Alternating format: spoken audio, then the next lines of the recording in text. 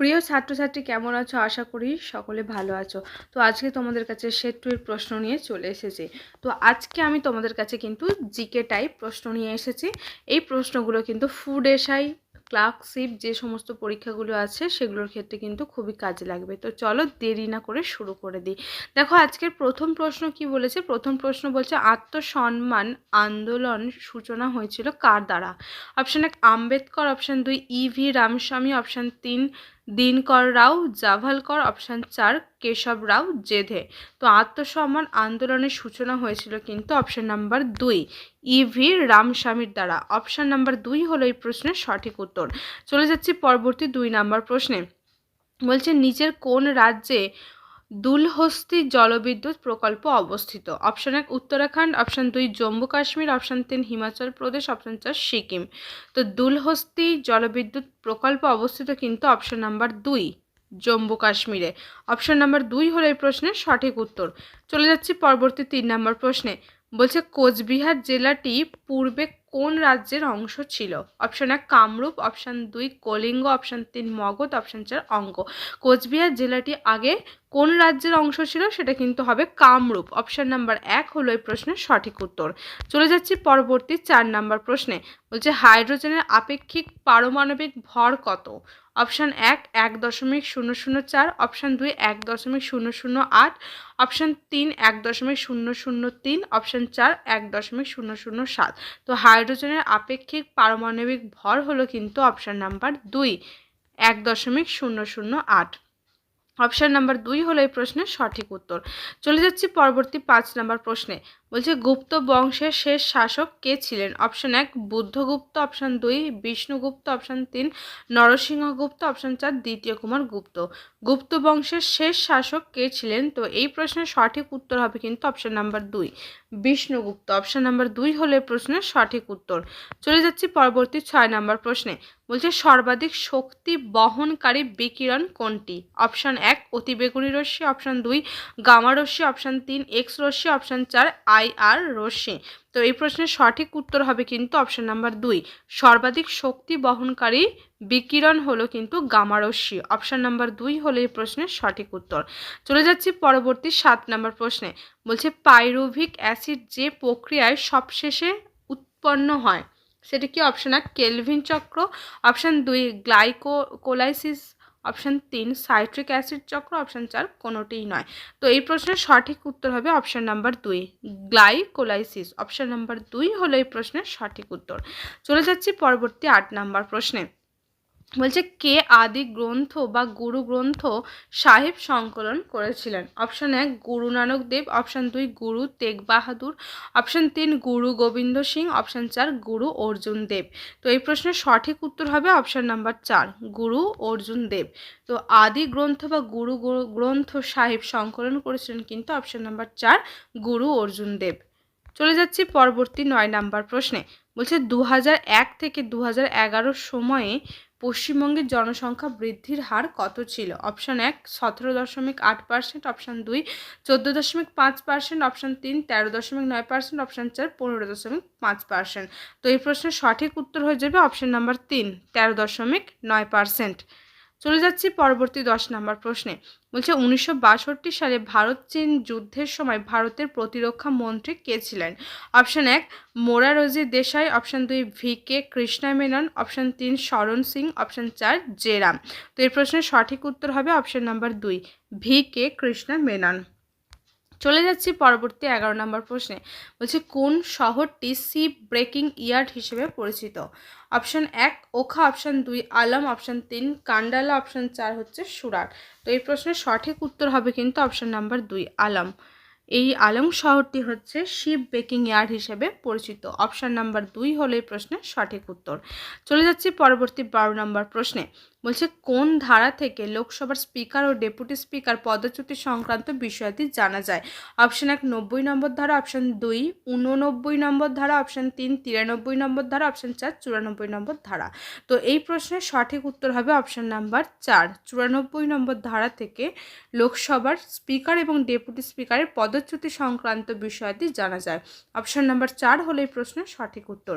চলে যাচ্ছি পরবর্তী 13 নম্বর প্রশ্নে। বলছে ব্রহ্মপুত্র নদের মোট দৈর্ঘ্য কত? অপশন 1 2500 কিমি, অপশন 2 2600 কিমি, অপশন 3 2800 কিমি, অপশন 4 2900 কিমি। তো এই প্রশ্নের সঠিক উত্তর হয়ে যাবে অপশন নাম্বার 4 2900 কিমি। চলে যাচ্ছি পরবর্তী প্রশ্নে। বলছে ভারতীয় গণপরিষদের চিহ্ন কি? অপশন 1 হাতি, অপশন 2 গন্ডার, অপশন 3 বাঘ, অপশন 4 পদ্ম। তো ভারতীয় গণপরিষদের চিহ্ন হলো কিন্তু অপশন নাম্বার 1 হাতি। অপশন নাম্বার 1 হলো এই প্রশ্নের সঠিক উত্তর। চলে যাচ্ছি পরবর্তী 15 নম্বর প্রশ্নে। বলছে রামপ্রসাদ বিসমিলের নাম জড়িয়ে আছে কোন মামলার সাথে? অপশন 1 কাকোরি ষড়যন্ত্র মামলা, অপশন 2 লাহোর ষড়যন্ত্র মামলা, অপশন 3 আলিপুর বোমা মামলা, অপশন 4 মিরাট ষড়যন্ত্র মামলা। রামপ্রসাদ বিসমিলের নাম কিন্তু জড়িয়ে রয়েছে অপশন নাম্বার 1 কাকোরি ষড়যন্ত্র মামলার সঙ্গে। অপশন নাম্বার 1 হলো এই প্রশ্নের সঠিক উত্তর। চলে যাচ্ছি পরবর্তী 16 নম্বর প্রশ্নে। বলছে গৌড় ভূমিরূপটি গঠিত হয় কিসের ফলে? অপশন 1 নদীর ক্ষয়কার্যের ফলে, অপশন 2 হিমবাহের ক্ষয়কার্যের ফলে, অপশন 3 সমুদ্র তরঙ্গের ক্ষয়কার্যের ফলে, অপশন 4 বায়ুর ক্ষয়কার্যের ফলে। গৌড় ভূমিরূপটি গঠিত হয় কিন্তু অপশন নাম্বার 4 বায়ুর ক্ষয়কার্যের ফলে। অপশন নাম্বার 4 হলো এই প্রশ্নের সঠিক উত্তর। চলে যাচ্ছি পরবর্তী 17 নম্বর প্রশ্নে। বলছে কোন ভারতীয় রাজা নেপোলিয়নকে ভারত থেকে ইংরেজদের বিতাড়িত করতে অনুরোধ করেছিলেন? অপশন 1 ঝাঁসির রানী, অপশন 2 শিবাজি, অপশন 3 জয়সিংহ, অপশন 4 টিপু সুলতান। তো এই সব প্রশ্নের সঠিক উত্তর হবে কিন্তু টিপু সুলতান। টিপু সুলতান কিন্তু ভারত থেকে ইংরেজদের বিতাড়িত করার জন্য অনুরোধ করেছিলেন। অপশন নাম্বার 4 হলো এই প্রশ্নের সঠিক উত্তর। চলে যাচ্ছি পরবর্তী 18 নম্বর প্রশ্নে। বলছে ন্যাশনাল টেক্সটাইল কর্পোরেশন কত সালে স্থাপিত হয়? Option 1 1967, option 2 1968, option 3 1969, option 4 1970। তো এই প্রশ্নের সঠিক উত্তর হবে কিন্তু অপশন নাম্বার 2 1968 সালে ন্যাশনাল টেক্সটাইল কর্পোরেশন কিন্তু গঠিত হয় 1968 সালে। অপশন নম্বর 2 হলো এই প্রশ্নের সঠিক উত্তর। চলে যাচ্ছি পরবর্তী 19 নম্বর প্রশ্নে। বলছে 0 কেলভিনেতে বিশুদ্ধ সিলিকন কিরূপ? অপশন 1 অতি পরিবাহী, অপশন 2 অর্ধ পরিবাহী, অপশন 3 ধাতু, অপশন 4 অন্তরক। তো এই প্রশ্নের সঠিক উত্তর হবে অপশন নাম্বার 4 অন্তরক। চলে যাচ্ছি পরবর্তী 20 নম্বর প্রশ্নে।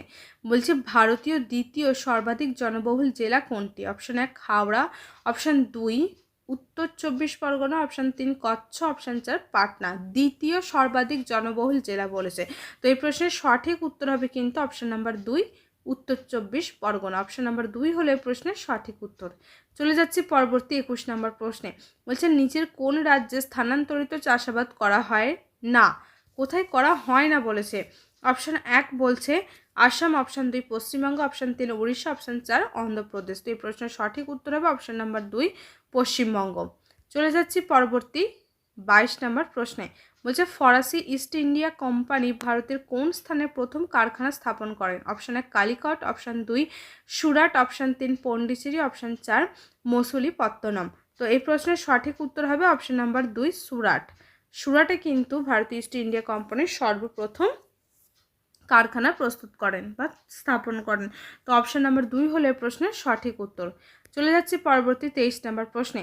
বলছে আইনের অনুশাসন নিচের কোনটি প্রতিষ্ঠিত করে? এটা নিচের হবে, নিচের নয়। নিচের কোনটি প্রতিষ্ঠিত করে? অপশন 1 আইনের পূর্ণ প্রাধান্য, অপশন 2 সকলেই